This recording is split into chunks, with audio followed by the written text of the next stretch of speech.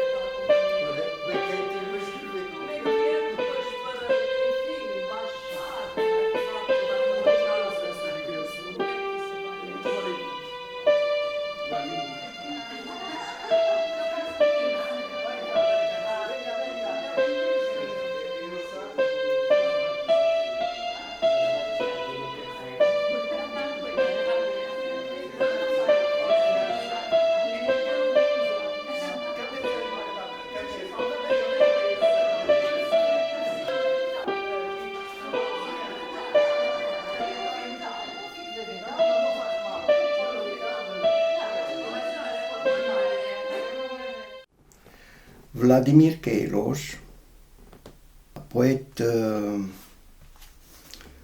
din Salvador de Bahia,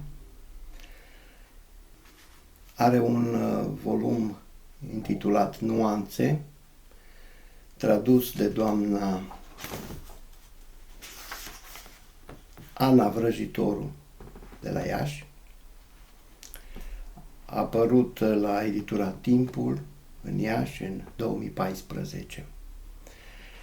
Este o ediție bilingvă, Nuanțe, nuances,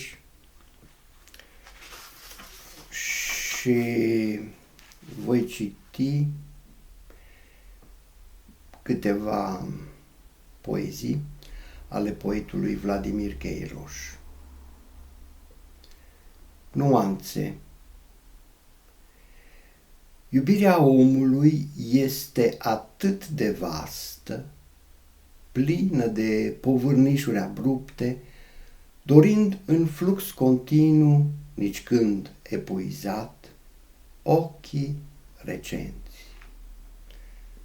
Și la fiecare dorință o iubire robustă, care să nu fie ostilă moralei și nici complice la o culpă ignorată.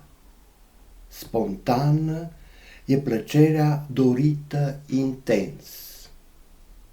Iar omul, cu experiențele întâmplate, trăiește intens gânduri diverse, antagonice, văzând iubirea în nuanțe variate.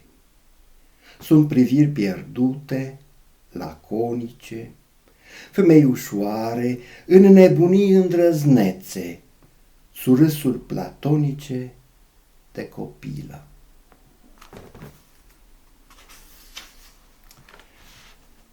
Privire. Cât de misterioasă e privirea ce dezvăluie ființa, ce traduce inexplicabila, inexorabila complexitate a iubirii, care se proiectează, se infiltrează, se infinitizează. Cât de misterioasă e privirea care, într-o străfulgerare a retinei, înfiripă dorința. Zumzet. Iubirea, pe care atât de mulți o caută, dispare în tăcerea profundă a nopții, iar la trezirea florilor apare din nou pentru a-și înăbuși plânsetul cu parfumuri.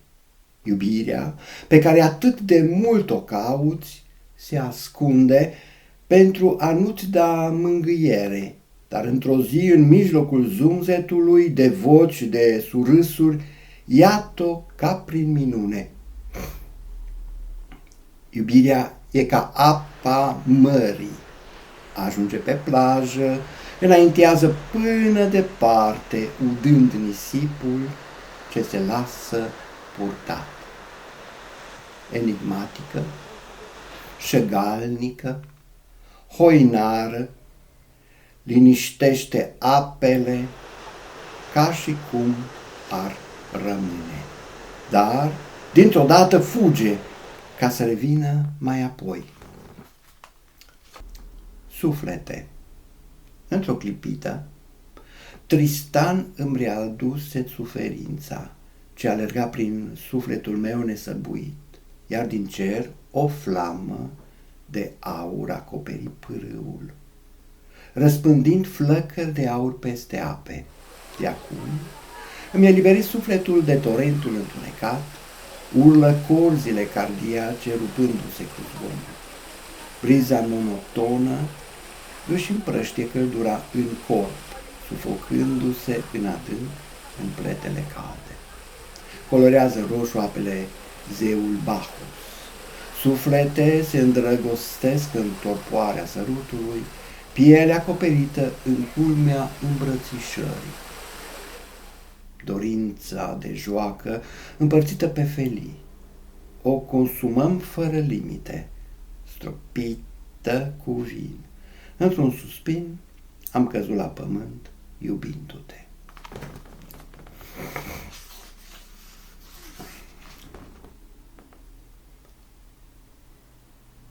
Avid.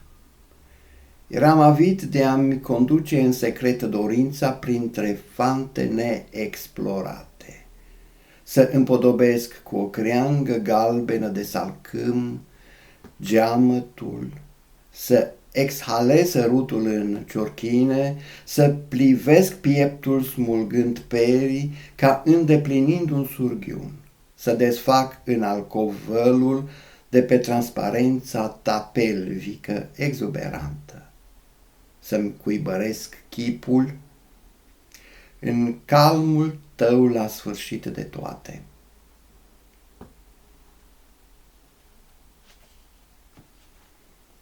Rocă. Ca o rocă ce se desface, îți pot vedea sufletul, petalele ce se deschid, blând în mâinile mele. O amintire frumoasă, o aromă din timpuri, spre a-mi parfuma surâsul. Ca o rocă ce se desface, te văd cristalină. Atomul ce s-a unit cu filonul, rețeaua fără pată, esența pură a creației. Ca o rocă ce se desface, te văd doar roză, te văd doar floare, dar îți sărut sufletul. Știu doar cu tine să fiu complice al iubirii. Petală. Dacă auzi, mă iubește, în noaptea benefică ai adormit visând, iubito. Mă iubește, nu mă iubește, mă iubește. Iubirea desprinde petală după petală, roză, roșie, carmin, contaminează și însămânțează amorul în aer. A iubi și mai mult, mereu mai mult. Banale și comune, tai, stamina, o fi soartă, o fi semnal, ba una, ba alta, oricum, e egal. Nu mă iubește, mă iubește, nu mă iubește. Dacă ai auzit, nu mă iubește, în noaptea ce picură ai adormit plângând, iubito. Zid. Există un zid acolo în față,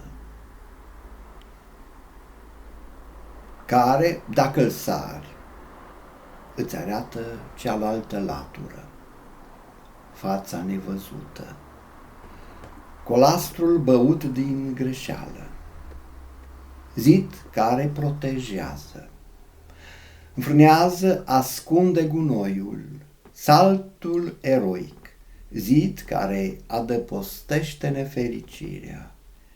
Există un zid acolo, în față, dintr-o dată transparent de la sine. Mintea îmi vine în ochi. Văd trandafiri și parfumuri, mă având. Văd dragoni, șerpi înaripați, meduze, lucruri suspecte. Mă prosternez în vis. Trezit de puțin timp, văd zidul, văzut de atâtea ori, deja obișnuit cu el, încât mă liniștesc. Dar ce liniște neghioabă când există acolo, în față, un zid. Pietre. Pietrele pe care le cunosc au făcut mușchi. Locuiesc în același soare punctual. Pietrele pe care le cunosc încă le lipsesc ere pentru a suferi uzura de la vânt și a se eroda în mod natural. Pietrele pe care le cunosc compun roca dintotdeauna. Primesc apele ce se rostogolesc și se prăbușesc în voaluri și cețuri din Neandertal. Pietrele pe care le cunosc sunt călcate de papuci și de picioare descalțe cu miros de piele și de asprime viscerală. Pietrele pe care le cunosc se răstogolesc uneori când vin zgomotele tunetelor din suflet coleric al gurii divine de furtună. Pietrele pe care le cunosc au neregularități din naștere, dar se unesc după ce au crescut, ajungând fundament al templului meu monumental. Sol. Solul merge desculț prin mine, gâdilindu-mi picioarele în orice clipă. Simt vântul care suflă suav, îmi susură în suflet, simt ploaia rece pe pielea caldă, o ascult, picătură cu picătură, simt calmul și liniștea de a sta în fața frunzelor tulpină rădăcină. Ascult, îmi purific urechile în zgomotul penelor, umede la ciocul curb drept scurg lung. Solul mă lasă murdar de pământ, pe burtă, pe piept, prin cute, ca și cum m-aș fi jucat pe afară. Noaptea sosește, mă găsește așezat în lumina lunii, ascultând briza care aduce și ia secrete. Noaptea mesageră pleacă, iar eu în somn mă percep o particulă reconstituită a solului. Un adolescent plin de sunetele soarelui, lunii, de insomnia nopții și a zile pe pământ. Un paliativ care să păcălească profitul brusc, abrupt, din asfaltul negru dur în orice moment. Copilul. Copilul se luptă în mijlocul zumzetului drumurilor. Copilul seceră tufișurile, cu degetele sapă pământul. Copilul descoperă o cărare, revine la vis. Copilul visează și face să deraieze locomotiva. Liniște. Caut un cuib de liniște. Rătăcesc desculț. merg să te întâmpin. Percep căldura pielii tale, amestec amintirile, refac visele pas cu pas.